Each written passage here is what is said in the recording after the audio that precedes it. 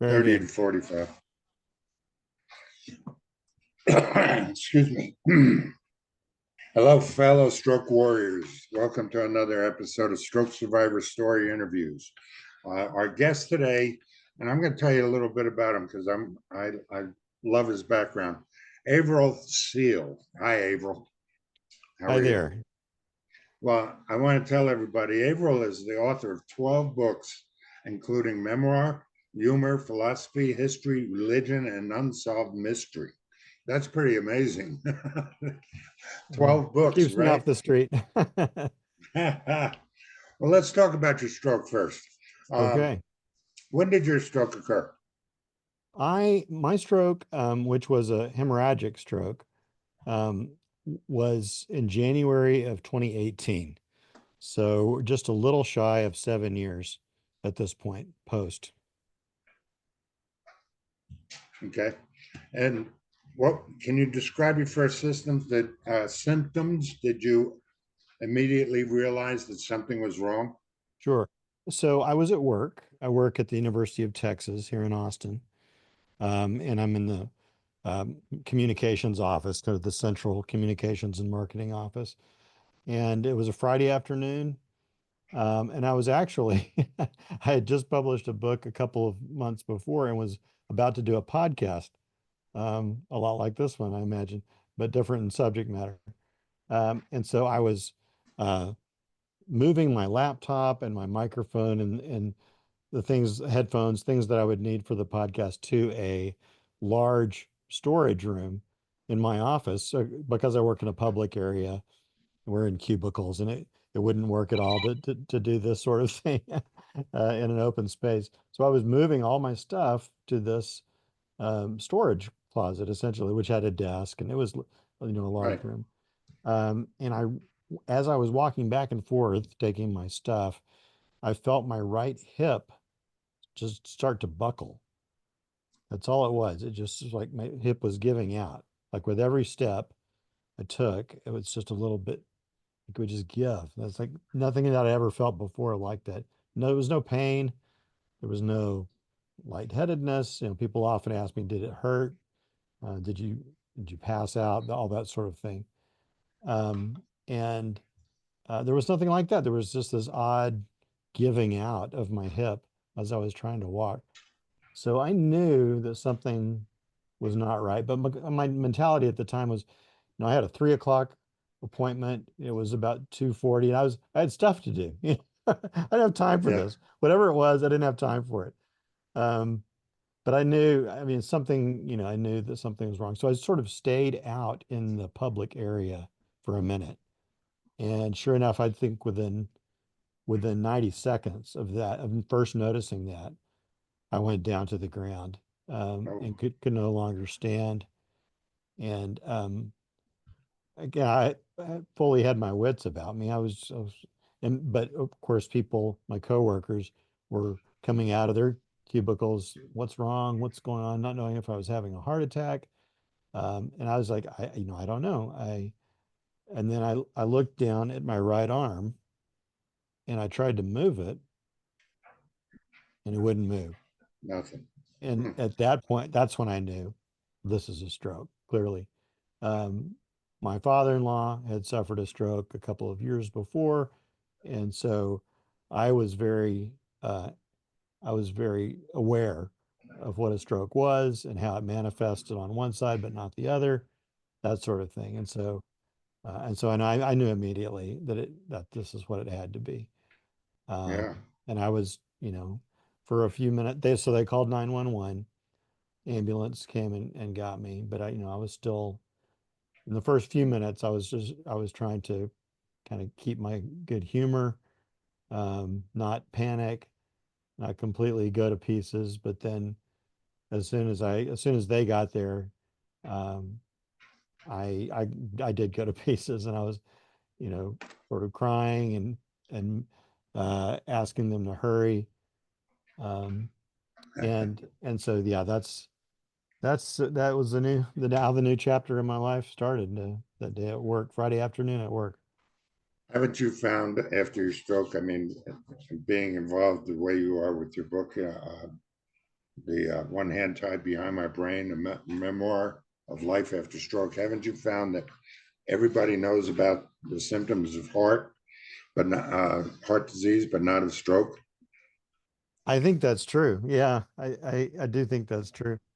Yeah, Um, I don't, I mean, I don't have the data on that, but just intuitively, I think if I hadn't had that personal experience in my family with yeah, stroke, I might not have immediately put that together myself. But I mean, it's, yeah. and you know, So the many kind of people, stroke, yeah, of course, the kind of stroke I had was, as I said, was hemorrhagic instead of ischemic. It was a bleed, not a clot. And right. a clot is the far more common kind. 85% of strokes are clots. And so I've had to do a fair amount of explaining about that. For instance, everyone assumes that I'm a smoker because I've had a stroke. And hemorrhagic strokes have nothing to do. You know, the smoking does increase the risk of an Yes, ischemic stroke greatly. Doubles the chance if I'm correct. Still have these stats fresh. They're not fresh in my mind, but they're still in there. At any rate, uh, you know, the cause of my stroke was they think a malformed artery that I had had since birth. And as I say sometimes, the 50-year warranty on my upstairs plumbing went out that day because I was 50 years old when it happened. yeah, And they don't know why. No one ventures a guess as to why it was. As I say, I'm not a smoker. I haven't even had a drink for over 20 years.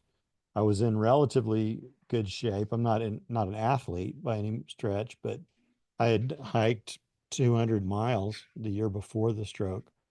So I'm not just a couch potato. I'm somewhere yeah. between a couch potato and an athlete, I guess. But It, you know, I was in, as far as I knew, I was in perfectly good health. Um, and then just out of the blue, life changed. Yeah. what specific limitations were caused by your stroke? Um, well, I did. So at first, of course, I was flat on my back. Then there was a wheelchair for a few weeks, and I was. It was 10 weeks before I slept in my own bed again. I did 1 week in ICU, 4 weeks in a rehab hospital, and then 5 weeks at a neuro. Res- why can't I call words? That's all right. um, I know how it's to called edit. neuro restorative now, but Oh, it's okay. a neurotherapy sort of halfway house kind of thing where it's a dormant kind of a dormitory situation where you learn how to take care of yourself again. It's not you're not hospitalized, you're not hooked up to IVs and stuff, and you're it's it's a it's a great program really, and they you know get you back. I'm sure a lot of listeners will know what I'm talking about, but they we have group outings to grocery stores, and they give you tips on how to buy groceries, how to Oh, take care of yourself. You know, there's group therapy, um, sort of group counseling, where people can talk about their fears and their hopes and so forth. And then there's physical therapy, occupational therapy, and cognitive therapy, wow. all in this segment. So that was 5 weeks of that. That was half of my away time, was doing that. Um, so you're back. I'm sorry. So back to your original question. What I lost was basically the use of my right hand. I'll demonstrate with my left hand, of course. I can grip with my right hand, but I can't extend. And so Right. I can basically use my right hand like a hook. Uh, Okay. I can hang a grocery bag on it, but I can't. Once it decides it's going to be a fist, it takes a minute, really literally a minute, to be able to relax it enough to even get it open like this. And Okay. there's no extension like this. And so for all practical purposes, because my hand has been lost. And that was my dominant hand. I was right-handed, of course. Yeah, Uh, right. but because when one's hand is basically taken offline, that really uh, basically negates the use of your arm too. Because if you can't hold on to something good with your arm, then with your hand, then what's your arm for?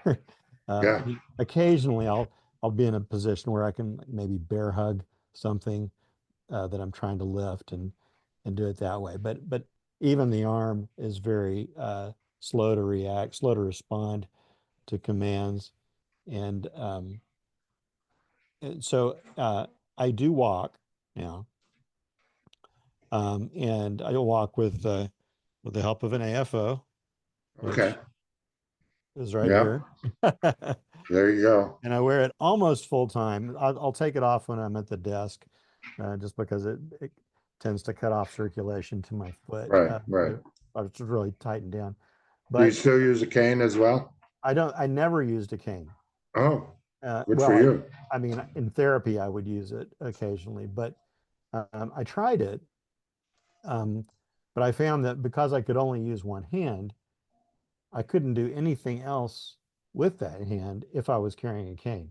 So when I got to a door that was closed, I had to find a place to lay the cane down, open the door, then get down and or if I'm uh, trying to carry a cup of coffee through from our staff kitchen into my desk in our office, couldn't do that with a cane because I'm trying to hold the coffee with these two fingers and the cane with these two fingers. I mean, just it doesn't work. And Yeah, and thankfully, I can walk well enough that I'm pretty steady on my feet. I haven't fallen in a couple of years. nice. When I did fall, it was like in the yard, and it was kind of like a slow roll, kind of a slow motion roll. Um, but I and so that's I can walk a fairly good distance, although it's asymmetrical, and if I go too long, my hip will start to hurt or my back will hurt a little bit. Um, but my mobility is fairly good in that I can, for instance, I can go tonight. I'm going to go to my son is a senior in high school, my youngest son, a senior in high school, and he's in the band. So we're going to go to the football game tonight, and I'm going to go up in the bleachers, and with my AFO on, and there's a handrail. I happen to know in that stadium there's a handrail, and so I can climb up if I wanted to. I could climb up all the way in those bleachers. When I come down, either I have to go around on the other side so I can keep the rail on my left to go down, or I have found that I can also back down the bleachers. So I'll hold on to the rail just as if I was going up, but I'll back down. And Oh, really? I get a lot of stares from other parents in the stands, like, what is this guy doing? But then they see me holding my right arm, that's kind of like toned up or something, but then Right. I'm fully in an opposition. And they figure it out. Well, he can only use his left hand, and then they get out of my way and they'll help me where they can. But that's just an odd and interesting situation to be able to climb up and down, but only be able to hold on to something with the left Yeah, hand. with And your then, of left course, side. if my wife is with me or my friend or my sons, I'll ask them if they can be my stick, and then they'll go down a step in front of me on my left side, and I'll just hold on to their shoulder, and I'll just be able to go down steps that way. So that's another Okay. human stick. um, is often what that turns into. What was your initial recovery experience like? Did you feel like you were questions were being answered? Were you satisfied with them pushing you? Those kind of things, because a lot of us, at least me, I was so darn scared and angry about the miscommunications, those kind of things. Were you satisfied with that early recovery experience? No, not particularly. I mean, there were it's a very, as you know, extremely complicated experience. You've got insurance, um,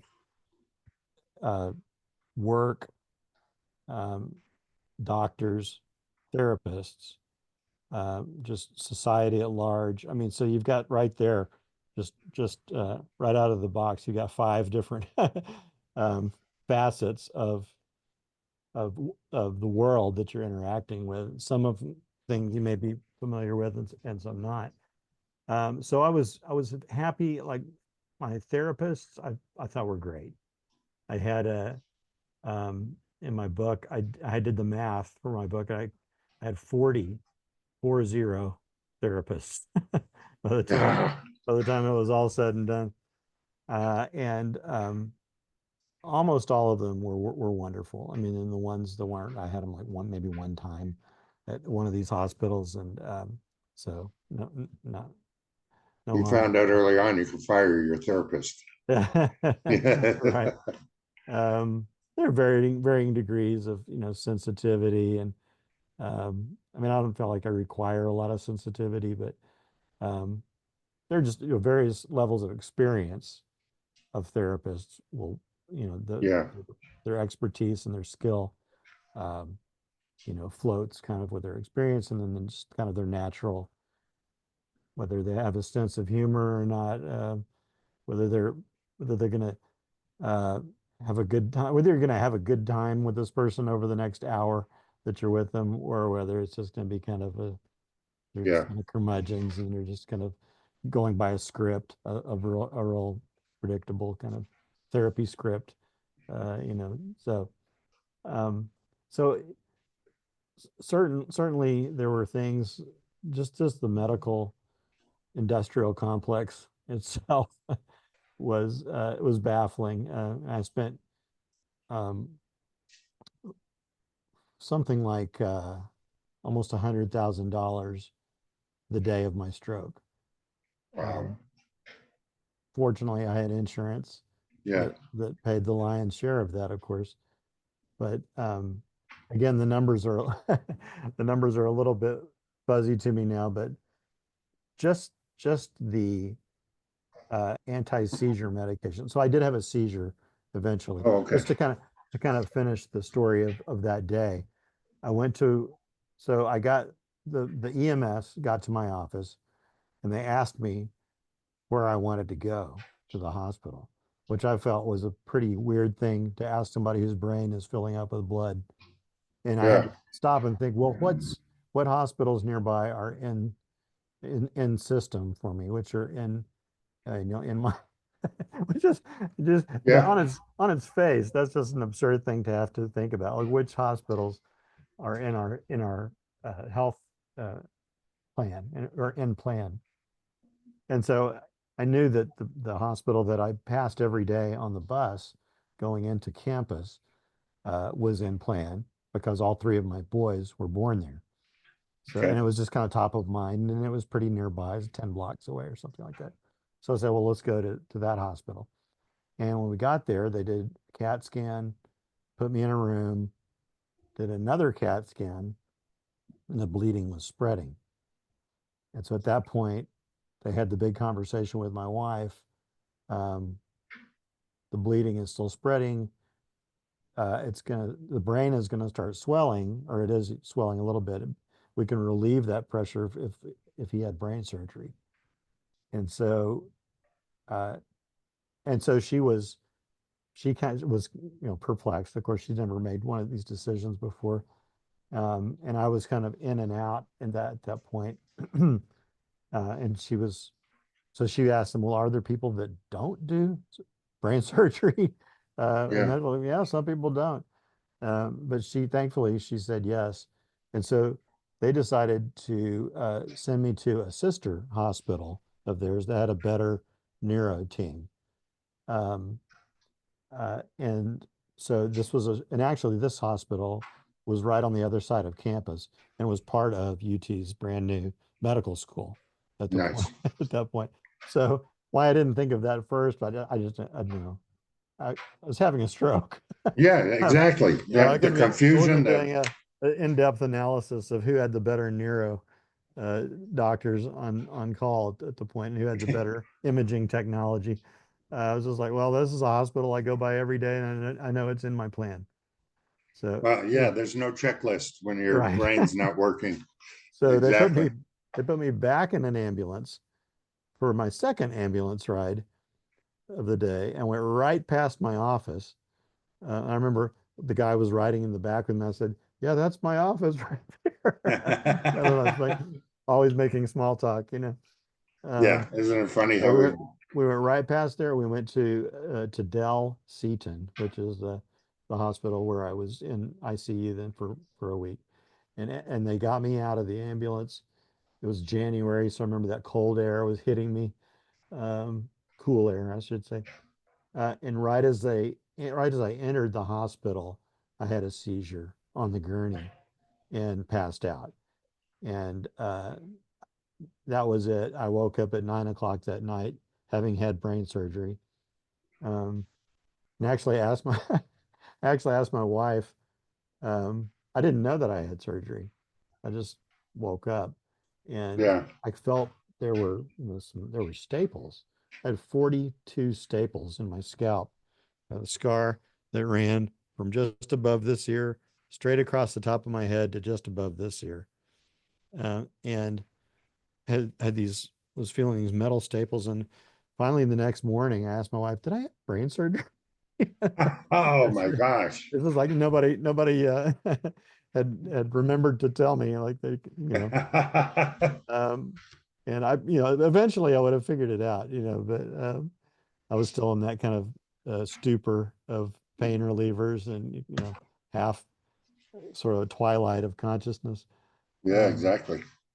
How would you describe the quality of your care in the beginning that you received in the hospital and inpatient? it was very good. I will give, I have a lot of gripes about the medical industrial complex, as I call it, that mainly has to do with money and just the outrageous expense of everything and the waste. But I will say that they were very good about getting me moving right away. It wasn't a situation where like we're just going to put him in this bed and let him rot for the next 2 or 3 weeks. I mean, as soon as I physically could do it, I was sitting up in bed. They were getting me into standing. People holding me on both sides, of course, but getting me weight bearing, Right, standing, getting me out and into therapy fairly soon. I didn't have any, I don't believe I had any. I mean, I probably did have some physical therapy there in ICU, but it was just stuff I could do in my bed. Can you raise your, it was more testing at that point than right. more evaluation than actual therapy. But I remember the day they got me out of bed and they had an armchair right next to the bed, and I sat in that chair for 30 minutes, and that was that was an accomplishment, as Yeah, you know. Um, that was the start of progress when I could actually sit in a chair, hold my head up for more than 20 minutes without going to sleep.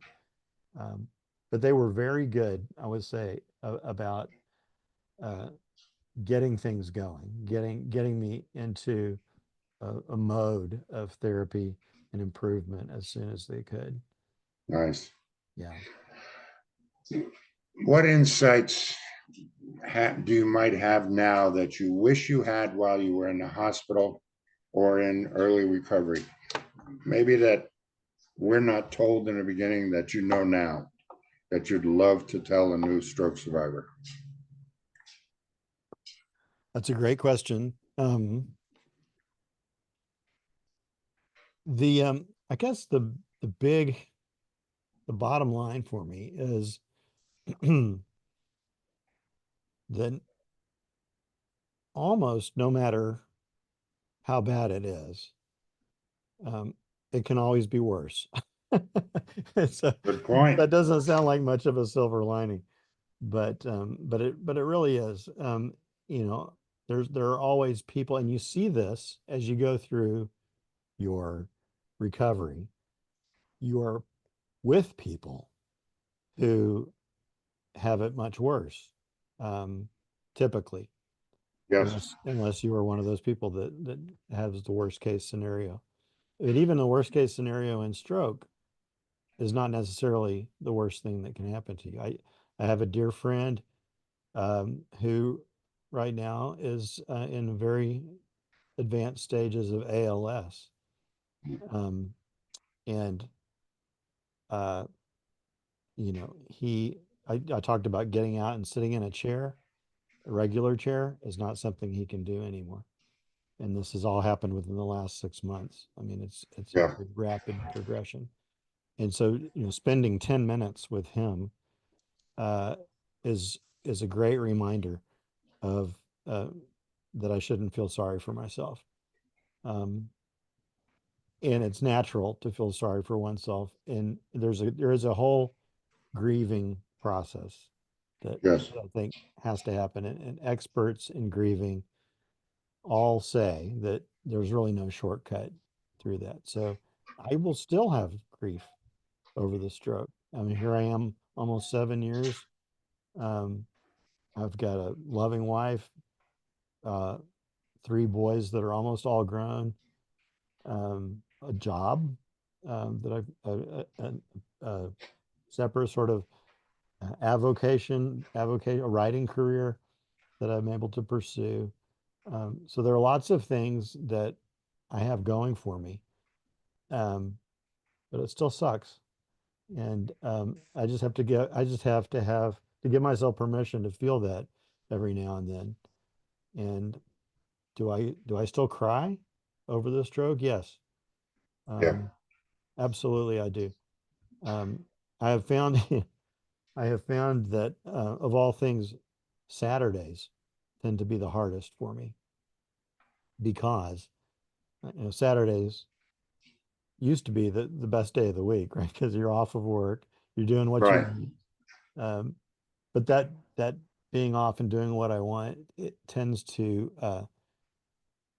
I tend to go back to old habits and want to take on projects around the house, around the yard, and those projects require stamina and require dexterity, manual dexterity. Uh, and I have pretty good stamina again, but I'm doing it all with one hand, yeah, and it's just frustrating as hell. To want to do simple things and it taking forever to do those simple things and spilling things and dropping things and that sort of thing. It just every month or so it'll bring me to tears over something that I'm just trying yeah, to do. I know how to do it. I just can't do it with the one hand. So it's just part of life, and I just allow myself to feel that frustration, and then I mean, I think I have the gift of fairly. I was born with a fairly positive outlook, I think, and there's one passage that in the book I talk about a day like this, one of these Saturdays, where I was just beside myself with frustration at the things I couldn't accomplish anymore, and I lay in my hammock. I have a hammock out in the front yard, and it was a beautiful April day, and I got in that hammock, and I was crying. I was momentarily depressed, and after about 10 minutes of that, I just got bored. yeah, I got bored with being depressed, and just got up and started doing other stuff, and then it passed. yeah, And so I don't. I think I I think I never have had clinical depression, like I know a lot of people do go through, and I don't want to norm down actual depression by calling what I've gone through depression. Um, it's it's more like it can be moodiness, it can be having a bad day, um, but I mean I know people with depression, and it's of a different order. With clinical depression is of a different order than what I've gone through. Um, that said, I'm curious. Go ahead. no, no, I just could say, it's important to stay in touch with your mental health and with your emotions Yeah, I was going to and say, did you, and recovering encompasses both physical and medical aspects. Has your perspective on mental health changed at all because of the stroke? um I think that there has been and I think this definitely coincides with the COVID shutdown, but there has been a society-wide uh, sort of reckoning with or evaluation of mental health on a larger scale that almost exactly coincided with my stroke. Right. So it's a kind of impossible for me to say if having the stroke brought me closer in touch with that or just living in our times has, I've just had a kind of a natural uh, evolution like a lot of people have had over the last 5 years. Um, so it's kind of impossible for me to tease those things apart. Yeah. Um, but as I say, I think was lucky to be born with a kind of a default positive outlook and a restlessness that keeps me busy. Yeah. And so I have a little bit of a head start, I think, because of those things, which are by no, it's no virtue of mine that I know that I'm like that. It's just the way I was made. And so, but again, depression, I know is a very real phenomenon. Yeah. And I think it's important, but I think I'm lucky in that regard. Is just all I'm saying. Yeah, I think so. Get back to the physical for a second here. Yeah. You mentioned about the weekend stuff. Did you find that, at least for me, the more I did stuff I used to, the better it got. So, are you getting better at the yard work? Are you recognizing that you're getting better? Well, I'll tell an interesting story about doing things you used to do. Um, has to do with playing the guitar, and you see Okay. a guitar Yeah, over I that see it. shoulder. Yeah. And so I that was a huge part of my life before the stroke. And when I it was a very raw grief to realize that the right hand was not coming back. For many months, we all hoped that, well, this is because every stroke is different, right? Right. That's just axiomatic.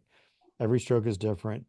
If whether one brain cell gets bled on or not, or dies from a clot for lack of oxygen, that can make a huge difference in ability. So when it became clear to me that the right hand was probably not coming back, I started learning how to get music out of a guitar just with the left hand. Um, Nice. and and there, when I started posting videos online on YouTube of myself playing with just my left hand, a couple of other guys, one in Wales and one in Toronto, who had the same situation, got in touch with me. So How I had cool. this joke that we should form a band. We should form a trio at some point with the three of us, with all just playing with our one hand. Uh, Wow. but That's spectacular. it's yeah, and my brother, who lives in San Antonio, knew a reporter, a public radio reporter, who came up and did a story on me, and that story got picked up by NPR. It was on All Things Considered, Oh, and yeah. the story about this Austin guitarist who had a stroke, and so that was, a little silver lining that came out of this deal, and so if I can if I can, I've done some tutorials on YouTube, as I say, about how to play certain songs that sound good with one hand. And it's a, I'll just briefly describe, like, it's a percussive thing where if you, uh, guitar players would know it as hammering on and pulling off. So if you hammer onto a string at the right fret, it makes a sound, whether or not you Right, pluck it or not. You're striking the string and the fret with this hand, and that produces a sound. And then with a free finger, you can pluck strings too, or you can kind of like push them, and that flicks the open string, and so forth. And so, oh wow, not I can't by no means can I do everything that I did before, because I had spent about 5 years developing finger picking technique or thumb picking technique. Um, and I was playing pretty challenging material, by Jerry Reed and some by Tommy Emmanuel, that sort of thing. Um, Butchering some of that stuff probably, but anyway, excuse me. I had reached a pretty high level by the age of 50 of being able to play in these various styles. And so to have that all wiped out overnight was Yeah, as devastating as anything else yeah, was. But then slowly I figured out, hey, if I can actually create a major chord this way and I create a minor chord this way, and the fingerings weren't always the same, but I could cheat and I could figure out, well, what's the essence of this chord, and can I get there with doing this, the hand position and so forth. Um, so anyway, that's something that I was able to get back a yeah, little bit. It's very different than it was, but I'm able to tap into that joy of making music. And every night I've got not this guitar, but I've got another. I keep pointing the wrong way because that's on my right. screen it's over it's over Yeah, here. But at any rate, every night before I go to sleep, I have this little acoustic guitar that sits on my left side beside the bed in a stand, and I'll right. take it out and I'll play as I'm lying down in the dark. I'll just play a little bit, and then I'll set it back down before I go to sleep. So You, that's an example of something I was able to get back. And well, we call it one of the shows I do is called Catch the Wave. That's warriors achieving victory every day. And it sounds like you recognize those little victories. yeah, yeah, it's important. Yeah. Life changes after your stroke. What are the most significant changes you've noticed in your life? Personality wise, mental wise, whatever. Um, I get this question from time to time, and I'm just not sure I'm not sure I'm the right person to ask Oh, okay. about my own personality and or mental changes. I mean, maybe the people close to me might have noticed something, but um, I would say one thing that I definitely have had to develop is patience. Um, and that's not something I had much of, I think, beforehand. But but uh, stroke, I think, forces Zen upon you in a way. And if you can't develop that, you're just not going to last, I think.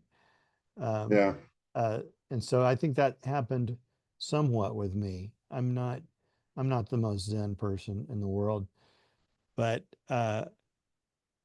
you have to, because just what do they call it? ADLs, activities of daily living. Right. Because things like that take so much longer, making a sandwich, uh, pouring a bowl of cereal, putting my socks and shoes on in the morning, putting pair of pants on, and getting them right. Yeah.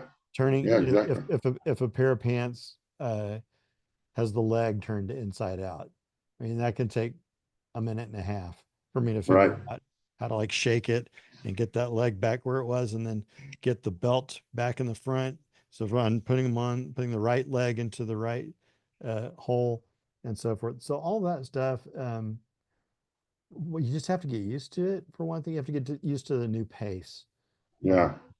And then also one thing that I think can help is if you can if you can gamify something. Gain Um, what? gamify, like if you can turn something into a game or into Oh, a I like that. challenge, like like one example I use in my book is, I am a big camper, a big outdoors enthusiast, and so as I said a minute ago, I had a hammock in my front yard, and one of the things I practiced after my stroke was how to tie knots that I needed with one hand, and tying a taut line hitch, for instance, with one hand, which is I thought at the first I thought this is an impossible task. Um, but once I just calmed down and I thought about where the where the leading end of the line needed to go, the working end, and then it's going to pass back through this hole, and then it's got to go around and wrap twice, and then it's got to go back this other way. And so once I thought all that through, actually did it in probably 10 minutes. It took me 10 minutes as opposed to 2 minutes. Right. But I was surprised at the things I was able to do if I just calmed down and just took it a step at a time, just break things down into their component problems. How am I going to stabilize this knot? How am I going to get to, without it completely unraveling as soon as I Right. let go of the working end?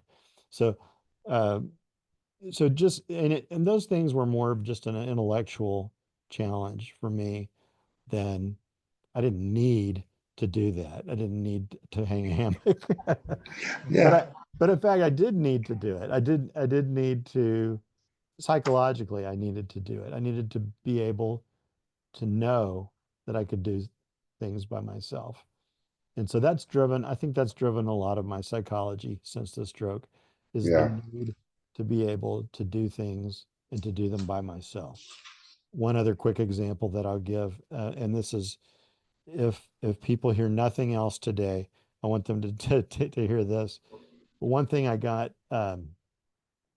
found in my recovery that I do almost every day now is that I've found recumbent tricycles, and it has it has changed the game for me, and it has expanded my horizons.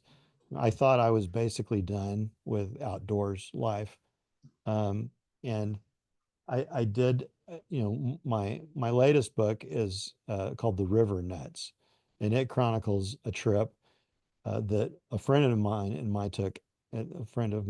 and I took after the stroke down a river to the Gulf of Mexico, and we did it in a two-man pedal kayak that I bought for this purpose because I couldn't handle an oar. I tried and Right.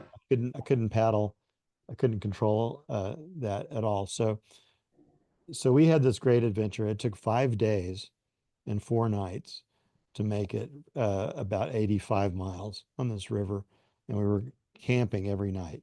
And it wouldn't have been possible without him. Um, Yeah. but it was something I was able to do, or at least participate in. I hope that I did at least my a decent share of the pedaling Yeah. and of the planning. I did all of the planning, and then Fantastic. and I wrote a book. I got a book out of it, and that book is uh, I'm going to be a featured author at the Texas Book Festival next month because of Nice. that book.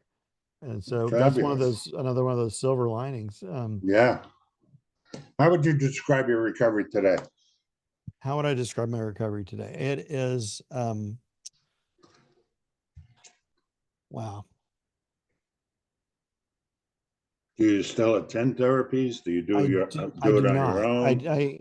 I will say that I do not do therapy anymore. And I'm not saying I'm not proud of that fact. I'm not recommending that to others. I'm just, it stopped during COVID. Um, my attendance of therapy, I was doing it once, I think once a week at the university that they had an outpatient therapy Yeah, operation there. And so I was going and doing that. And, um, and so I think that was good. I might do it again at some point. Um, but I haven't done it in several years. And so, um, that's the truth, truth of the matter. yeah, Uh, that's fine. and I encourage I you to think try it again. the more probably the more the better. Yeah, But it became a point for me of diminishing returns.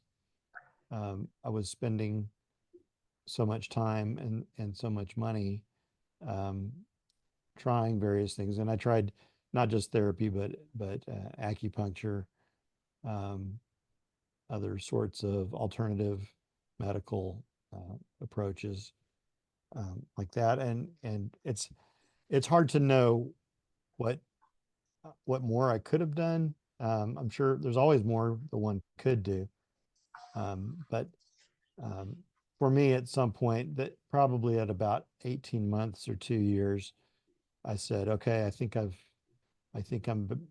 where I'm going to be. I've reached the plateau, um, okay.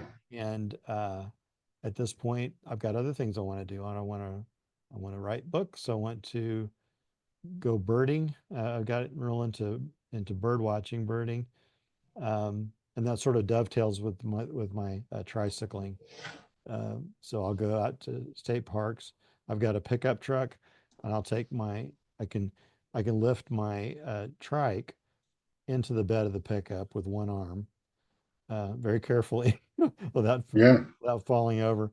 But I've managed a system where I can work it up in there, and then I've got a state parks pass. I'll drive all over the state, um, triking and birding.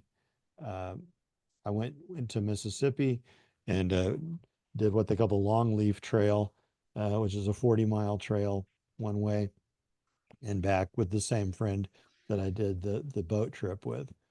And so I can't recommend highly enough the tricycle because it gives me I could never ride a bike again. yeah, That's off the table completely. But this is actually much more comfortable than a bike ever was. You're basically sitting back in what's a very comfortable camp yeah. chair, uh, Those are and great bikes. and I could go all day on those Yeah. and camp and go the next day. So there's more adventures to be had. So, If you could talk to another stroke survivor just leaving the hospital, what advice would you give them and their families? mm.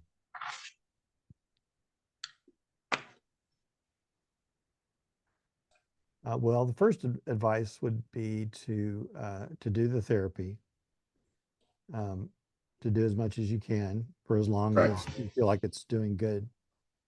Um, for their families, um, I would say, be patient, buckle up. That's you're in for a bumpy ride.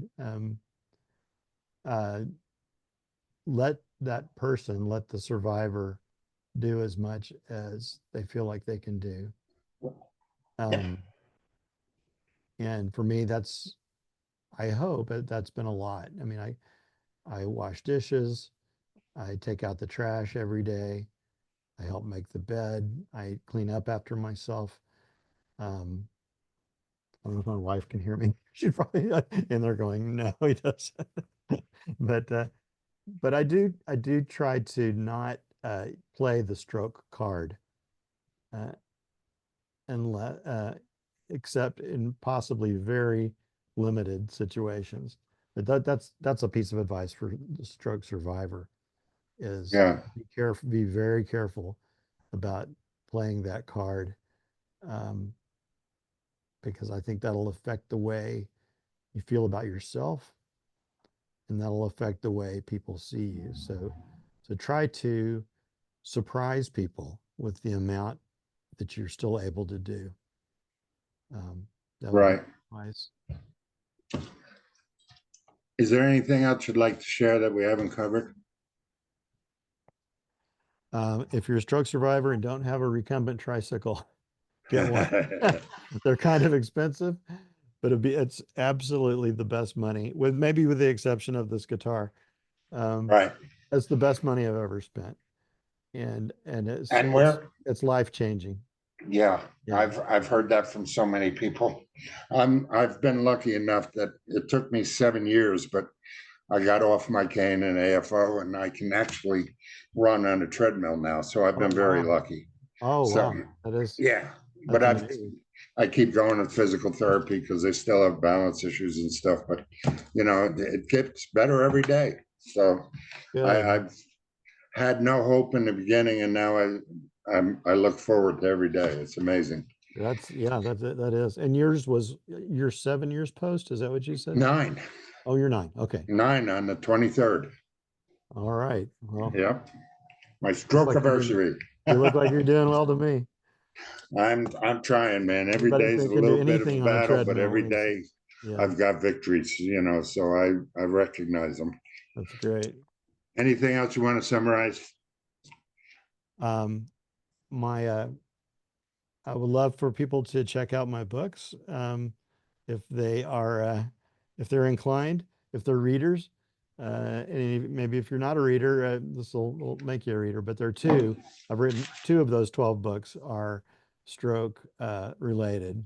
The one you mentioned kindly already, went with one hand tied behind my brain, and then my latest one, sort of a follow up to that, a sequel, if you will, called The River Nuts. Down The river what? the river nuts, Okay. down the Nueces with one stroke. Oh, I love it. And the nuts is the Nueces is Spanish for nuts, and so there's a double meaning there. We were Yeah, nuts to try the trip, for right. sure, but the river itself is named Nuts, so it's Yeah. kind of like the River Nile, the river nuts. And they can look those books up on Amazon, I'm Yeah, assuming, or yeah. okay. Everybody that sells books has those, thankfully. And then to look up the by author, it's Avrel for Avril, and Right. it's Seale, correct? Correct. Avril Seale. That's Well, right. I appreciate that, and I hope our listeners will check out your books. I want to thank you. It's been a pleasure talking to you, Avril. I hope we can do some more. Me too. It's been a real honor. Thanks, Ralph. Thank you very much. Have a great day. Okay. Bye now. Bye.